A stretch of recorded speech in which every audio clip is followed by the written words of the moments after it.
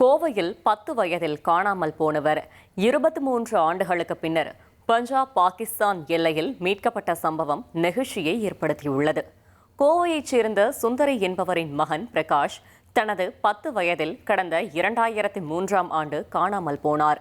இதனைத் தொடர்ந்து கடந்த 23 ஆண்டுகளாக மகனை தேடி தவித்த அந்த தாயின் கண்ணீர் பிரார்த்தனைக்கு பலனாக தற்போது அவர் பஞ்சாப் பாகிஸ்தான் எல்லை பகுதியில் மீட்கப்பட்டுள்ளார்.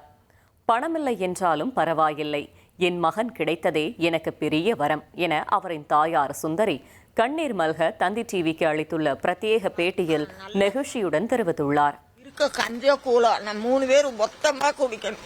நம்ம இன்னொருக்கும் பிறக்க போறதில்லை. நீ இறக்குறதே நிச்சயம். நம்ம 3 பேர் இருந்தா நமக்கு சொத்து வேணாம், சுகம் வேணாம், ஒரு சந்தோஷமான இது இருந்தா போதும்.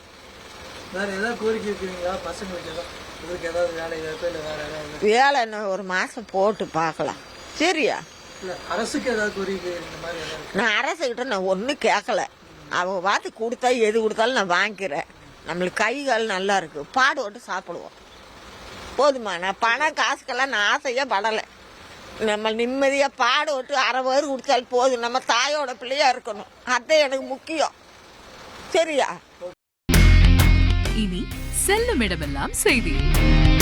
தந்தி டிவியின் வாட்ஸ்அப் சேனலை ஃபாலோ பண்ணினா செல்ல இருக்கும் இடமெல்லாம் செய்தி. இதோ QR கோட் இப்பவே ஸ்கேன் பண்ணுங்க, ஃபாலோ பண்ணுங்க.